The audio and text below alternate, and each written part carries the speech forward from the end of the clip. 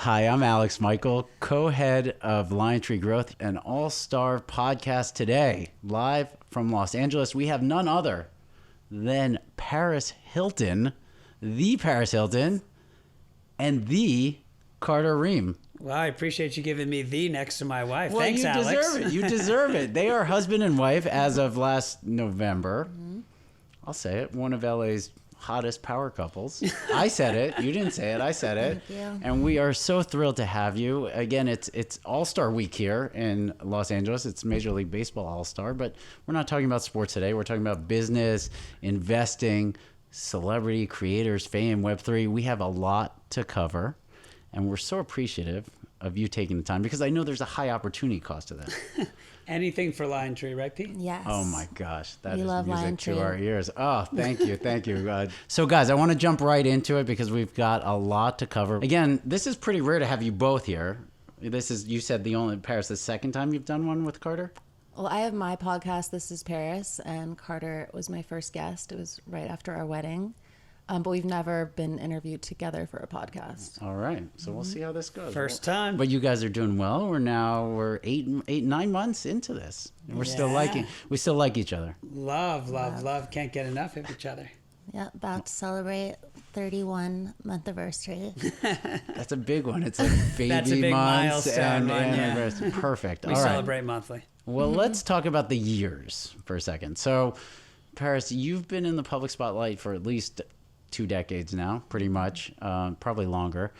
And what I want to ask you about is how you've maintained such amazing relevancy through now, multiple generations. And you've been ahead of trends in media literally since day one.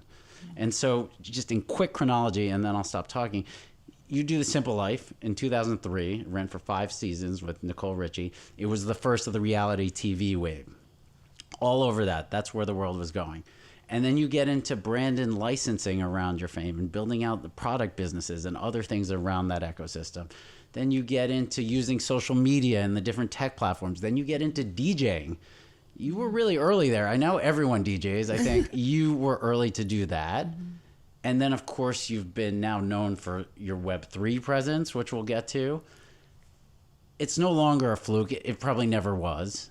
It's something you've worked hard at and almost forced yourself to move to the next thing, maybe when it wasn't comfortable. And so what I'd love to learn, and hopefully our listeners learn, is how do you do it? Where does the trend spotting come from? How should others think about that to try to emulate the fact that you've been ahead of this curve this whole time? Well, thank you very much. I've always been ahead of my time. I've always been an innovator, someone who sees into the future, and it just happens naturally. I think it's just something that you have or you don't have. And for me, I don't know. I just feel that being an Aquarius as well is something where we're very creative, we're very future thinking people, and Yeah, I think know what else. I think if you think about it, your career really has been defined as being future thinking, right? And one of the things that I appreciate about the way you operate in a business environment is that there's very few brands that have such global scale like you, but you're actually willing to experiment, right? And so most of the time when brand gets as big and as global as you, people are not willing to experiment. But I think about things like things like the Metaverse and Roblox. 22 months ago when you decided to build Paris World, which I'm sure we'll talk about later, it wasn't that obvious that, brands and celebrities would do that. Thankfully, you never failed, but you're always willing to experiment. So how do you continue to resonate with audiences year over year? What is it about yourself, do you think, that really connects with people across America, across the world, and has done so over that amount of time? And is it the same thing? I think because I'm kind and I have a big heart, and I used to travel over 250 days out of the year for the past 2 decades up until the pandemic. And I've traveled all around the world. I have such an amazing relationship with my fans. I think that people see that I'm genuine. I've always involved myself in really interesting projects. I love being at first at things. So I love taking risks. and Authentic. yeah, being authentic. And Yeah. yeah, definitely. I think in the beginning, it's because it was the first reality show, and everything that I was doing was very new and basically created this whole new genre of celebrity. And now I've really, taken that and built this huge platform. And now I'm really just using that platform for my purpose right now, which is really turning my pain into a purpose, and all my legislation work and all my activism work. And So we'll something get I'm to really that. proud of. We definitely Yes. want to hear about that for sure. But just before we lose this thread, Carter, you've now watched it up close for at least several years now. Let me ask you the same question. What do you think makes her gravitate? I think people gravitate to her. Yeah, I think if you think about it, like Paris, you always talk about your grandfather, right? As the founders of Hilton Hotel, they really taught you about customer service and that connectivity with your fans. And I think, right, you're well known for how you connect with your fans. I know you've talked about one of the reasons you jumped on social media was you said, oh, wow, this is a way that I could keep in touch with my fans at a global scale and things like that. And then I personally think what's so unique about you, I remember when your now agent was coming to get you, he said, there's very few people in the world are so multi-hyphenated, right? And so there's people who grew up watching The Simple Life. There's people who just think you're the greatest DJ ever, probably true. There's people that buy your products and your perfume. And so, it all depends on where they are in the world and kind of how they've interacted with her. And there's, we meet, 13, 14-year-old boys and girls who are just going, I love Paris World and Roblox. And they probably don't know about The Simple Life, or they probably don't know about the other things. They do. They do too, okay. Streaming everywhere. They're all obsessed with it. It's so cute. So let's talk about how big the business of Paris is for a second. Can you give our listeners a sense of how big that is in terms of branding? Because I don't think people appreciate how big an enterprise you are. Like, they know you're a celebrity, but can you put any numbers, or Carter, if she doesn't feel comfortable Yeah, she's too humble. Yeah. I'm going to have to do this Please as the proud husband. Please do. The stat I think always gets people's attention is her product business has done $4 billion, and that's with a B. Make sure you didn't think that was with an M. Yep. $4 billion in revenue the last 2 decades. To give some perspective, she gets about $2.8 billion of earned media value a year, which would make her the equivalent of the largest advertiser in the U.S. And now you have businesses across TV with Warner Brothers, audio with iHeart. So you have 2 of your own TV shows in development on probably 3 or 4 others. You got 1 podcast of your own, Writing 4 my others. third book. Third book that's coming 30th out fragrance next year. is about to come out. 19 product lines. My Roblox Metaverse, other metaverses we're building in Sandbox, and other places which I can't announce yet. Ooh, some breaking news. Literally, I would have to pull out the deck because it's so many things. So this is all under the banner of 1111 Media, correct? Yep. Yes. Today it's organized like that. You did Paris Hilton Enterprise in like 2006. That was like the first generation, and now this is 1111, Yes. and that encompasses all the things we've talked about: branding, podcast, TV production, all those things. Yep. All the verticals. So brands, you mentioned $4 billion of brand revenue. That's perfumes. That's all assortment of different items that you're promoting. Clothing, right? handbags, sunglasses, shoes. All those things. Truly all those Lingerie, things. got it all. Unbelievable. And some of it is your brand, some of it is their brand. It's a mix of things. Mostly my brands. Your brands. Mm-hmm. Okay. So what is the criteria, because I'm sure they're coming at you every day, that you use to determine if you're going to work with a company? Just having a meeting with them and also doing research to make sure that they're credible and trustworthy. If it's a clothing line, I want to see, which factory it's being made out of, what kind of fabrics they're using, if it's high quality. And then other brands, if it aligns with my brand in some way, or if it's just an amazing offer. And so on the offer part, I'm curious, do you look at these in terms of potentially taking equity in these businesses? Are you doing just straight sort of sponsorship or percentage of sales? Like, how do you determine where you kind of go long on the business versus just kind of the momentary payment type? It depends on what type of business it is or what type of product. If I know it's something in the long run that's going to be worth more, I'll take more equity rather than the straight payment. So yeah, it just really depends on that. Are there any that you regret that you didn't do, perhaps, that you were like, wow, they were going to give me vitamin water or something crazy that you didn't end up doing? Yes. One that I really regret, which is Facebook, because we got approached for me to be one of the first like celebrity friends on there. And my team at the time said, no, we're going to create our own Facebook. Wow. Yeah. So I'm still so angry at my agent for doing and saying Unbelievable. Alex, do I've you never remember heard when Facebook IPO'd, how much the mural guy made? No. that. I don't even want to know. The guy who made the mural in their first office, I think he yes. made $250 million. So can Oh, you I like imagine? them. I've made up for it, but still. I think you've done okay. Well, let's talk about the social platform. So you were early. Clearly, if Facebook's approaching you in the early days to use your star power then, and there have been many since. You have zillions of followers on YouTube and TikTok and Instagram for sure. I think 20 million or so on Instagram. What are the platforms that really resonate with you today? I love Instagram. That's my favorite.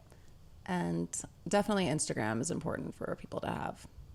And Okay, also so building their Instagram. avatar, the meta, I think that is going to be definitely the future. So Carter, of course, founded venture capital firm M13, which I found out is about the brightest cluster of stars. Paris' hit song was "Stars Are Blind." I don't know if that was complete, just happenstance you came together. I'm a Leo, by the way, in case you were wondering. So we are I wasn't. compatible. Well, you Yes, weren't I- wondering, but Paris was wondering. I could tell. And she's an Aquarius. You're an Aquarius. Yeah. Right. So we are compatible. We have synastry, I Yep. believe it's called. I study all of it. I love it. So, Carter, you were talking about a social media platform in your investing hat. Tell me about this one, because it's one I had never heard of. Yeah, one of the ones that I've just stumbled upon recently is called Be Real. And I think, one of the challenges on all these social platforms is they've lost a lot of their authenticity. And I think that's why people gravitate towards something like TikTok, right?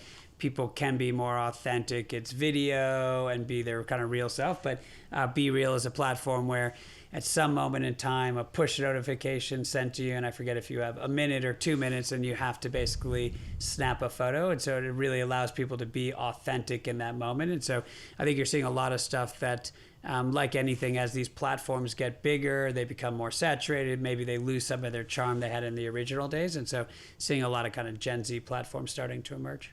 That's an interesting one. I hadn't heard that. How about from an investing standpoint? I mentioned the creator economy. So Carter, just ground us. Creator economy, for anyone who doesn't know what that is, what basically am I referring to? Yeah, I just think about the creator economy is all the businesses and monetization streams that I think it's estimated there's about 50 million creators in the world. I think about 48 million of those are part-time and about 2 million professional creators that make the majority of their income from all things creative. So it's a big number, 2 million people. Paris, as a creator, influencer, celebrity, you sit on sort of the top of that mountain for sure, and it's a small summit. But there are all these people. And so, well, first of all, what's your perspective on that? When you started this, started sort of the celebrity life, if you will, with the simple life and just that sort of fame, could you ever imagine a world where we have 50 million people who think they can in some ways be like you, which is have that notoriety and at least have a following that could lead to some sort of revenue generation? I think it's amazing, and I feel so proud just being ahead of my time. Before there was even a name for the word influencer, I was already doing it. And just to see so many people following in my footsteps just makes me feel really good. Someone asked me the other day, they said, define Paris in one sentence. And I said, I think she's the first person to understand the power of personal branding, right? So up until Paris Hilton, somebody was an athlete and therefore they were famous, or someone was an actress or therefore they were famous. But Paris was the first one. And I remember seeing something that you said, I understood that I was my own brand, that 24/7 I was a living billboard, and that's how you operated. And I think that's really insightful. We see it now today, but it really all started with you. The OG. The OG, the original influencer.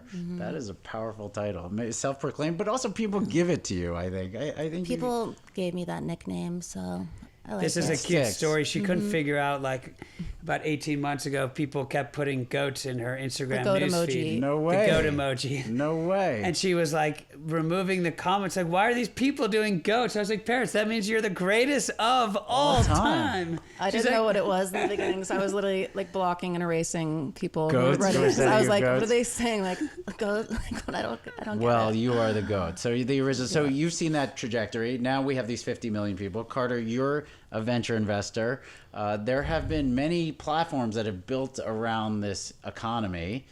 Some of the big ones we mentioned, the Snaps, the Instagrams, the TikToks, etc. But many others that are helping creators monetize, like Patreon or Substack or Canva, etc., etc., etc. There's dozens, and tens of millions, billions of dollars have flowed into that economy. But we've seen very few, almost no exits in the space. We've seen very few of the companies go public. Again, not the mega platforms, but all this around Cameo, etc.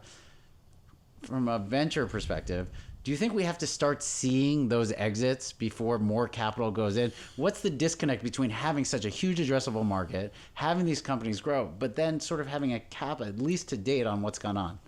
Yeah, I think it's a good question. I think people have to remember that the creator economy is relatively nascent, right? So there's 50 million people today, but these companies have only been around for 4 or 5 years. You look at Spotter and others, and even Cameo, right? They're relatively new. And you think about from a venture-backed company from inception to exit, more traditionally, it's 8 or 10 years. I think people forget things like Uber and Lyft and Pinterest and Snap. They, took that long. And so I think people are still trying to figure out where kind of the venture scale returns are in the creator economy. But when you have 50 million people around the world either making a full-time living or a part-time living as a creator, it clearly tells you there's a big addressable market. And you obviously touched on a lot of things that are front-facing, but there's also a lot of tools around business management and kind of, I guess, creator enablement tools. And that's one of the areas we also focus on in M13. So I think you're going to see some strong exits depending on if the world cooperates or not over the coming years. I think we're still relatively early.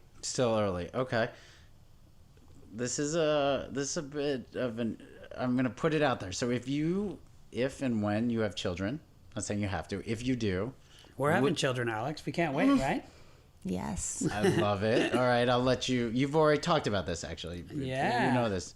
Is it soon? Yes? Yeah, we got married and now we're gonna start a family soon. We love can't it. tell you anything don't before tell we me tell our own family, Wait. Alex. But Please, don't get me in trouble here. I'm sorry. Okay, you guys determine the timeline of that. However, the question here is, would you let your children do what you did? Would you allow them to be creators? Would you let them to have this sort of fame and following and use all these platforms that you have used? To be an influencer? Yes.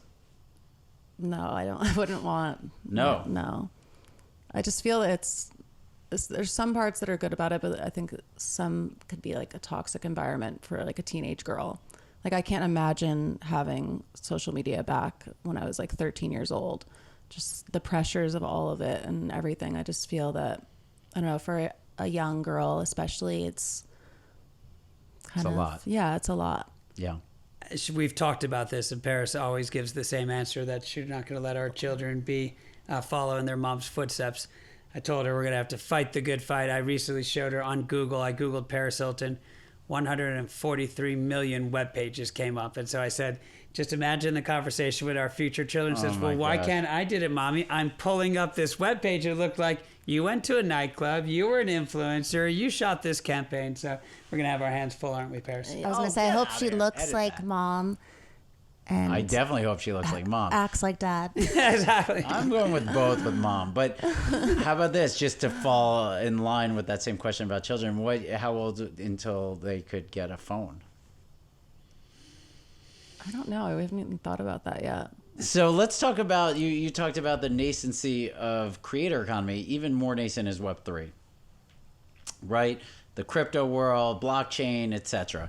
Paris, we talked about, you were very early on in embracing this. Mm-hmm. Certainly things started happening in that world in 14, 15, 16. They really accelerated the pandemic. And now we're in a bit of a crypto winter, right?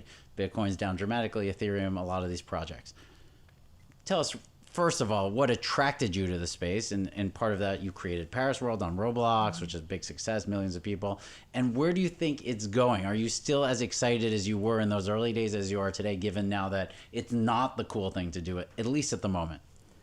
I got attracted to the space back in 2016 when I had dinner with the founders of Ethereum, and they just started talking to me about cryptocurrencies, and I just found it really fascinating. So I invested into Bitcoin and Ethereum, and then I did my first NFT drop in 2019, and then my second drop, and I set the highest female comp for my one of one, going for $1.111 million.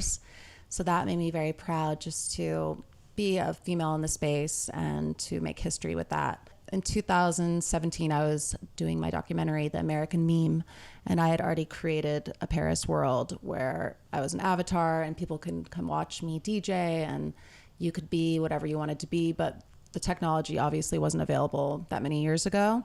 So when I saw Roblox, I was like, oh my God, this is basically what I was talking about, but not in VR.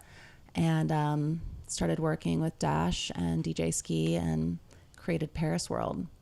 I think the way, like Paris and I talk about it a lot, is just the technology that Web3 represents, blockchain, and what it can do from a smart contracts perspective, an authenticity perspective, makes too much sense not to be a fundamental shift.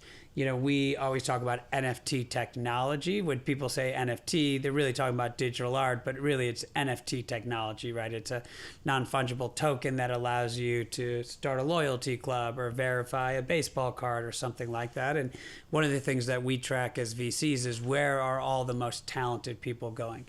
And I can tell you with 1,000% certainty, all the most talented people are iterating around Web3. And so I think, you know, we can't even imagine the use cases today, but I think those of us, whether it's from the creator side like Paris or us in the venture community, just believe that it makes too much sense not to be a fundamental shift. But, you know, we're at the tip of the iceberg here. Is the equivalent the late 90s internet boom, that technology that underpinned it obviously became a huge, massive wave that was the internet? I mean, I was giving somebody the example the other day.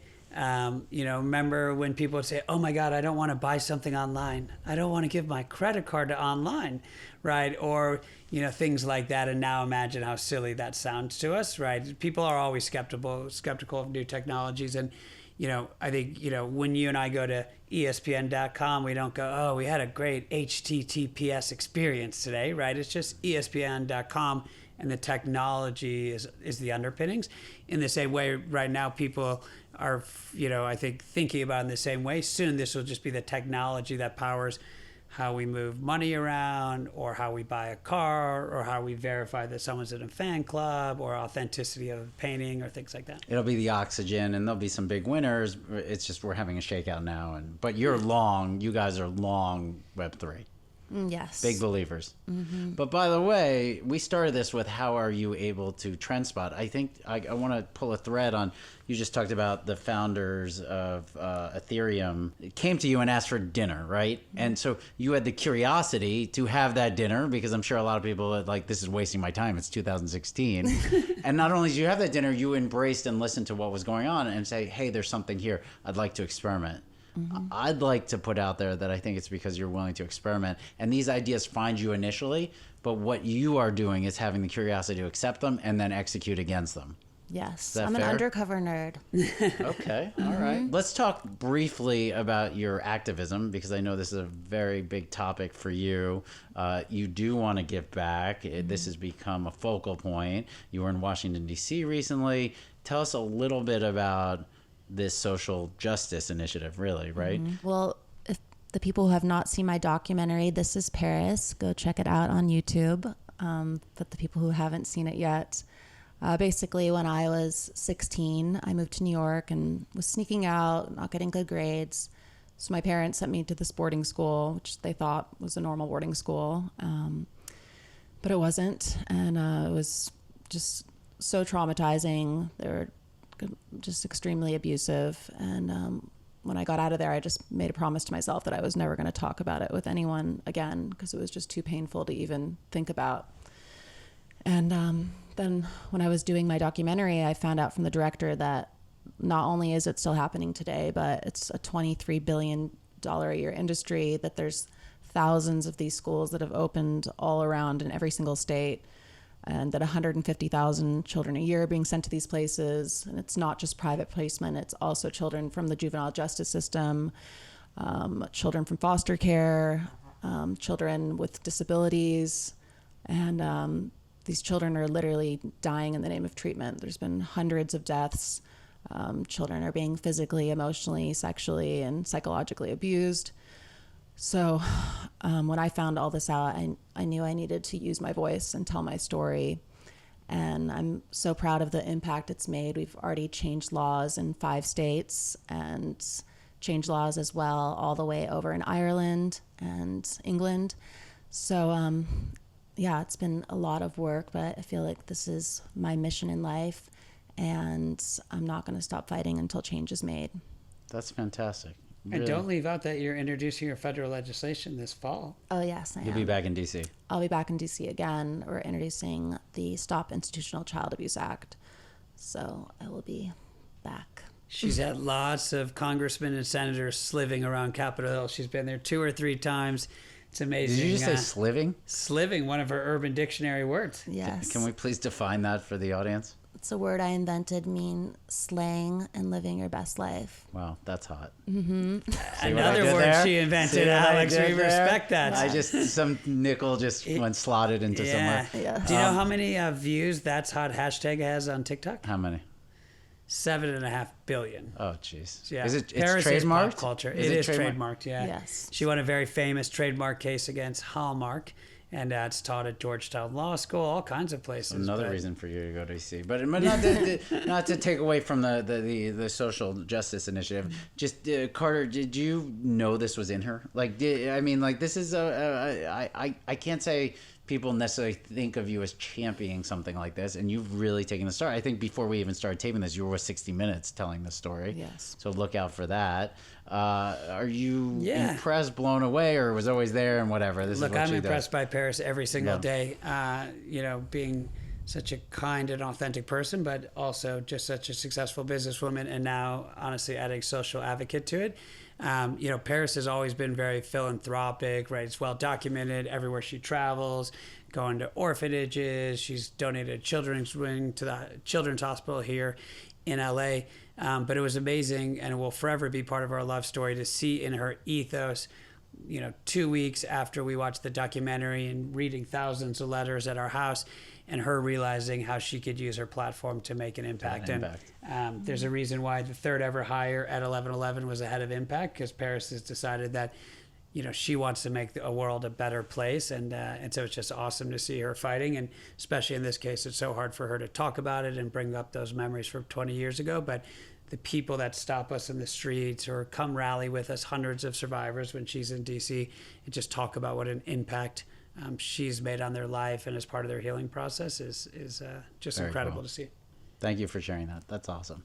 So when we think 1111 Media, you just mentioned prong of that as philanthropy or social justice or advocacy, but basically think of it a wheel. It's essentially all these different elements under one umbrella, which is where the world is going if you have the type of platform you have, which is to monetize the brand in many different ways. And so congratulations. And I think that's exciting. And I assume as a venture investor, you would be very much an advocate of investing in this type of thing.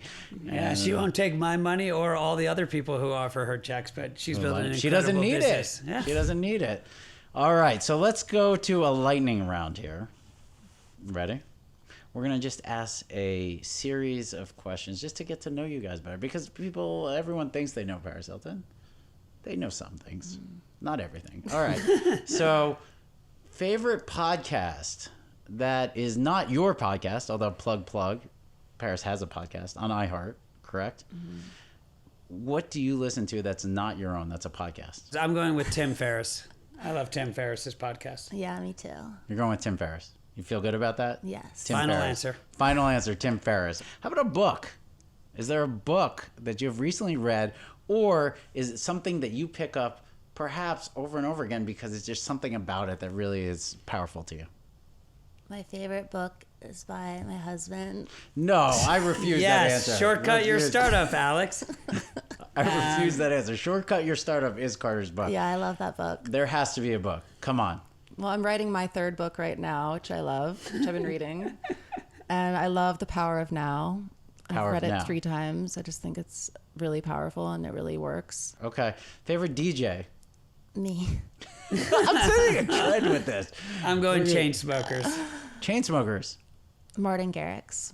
Okay. I like that one. Okay. All right. TV show, TV series. You guys. This is the problem, Alex. You keep asking questions about every genre Paris Well, Hilton she's is in every She's in genre. everything. So But that's obviously right. our favorite TV show is Paris in Love.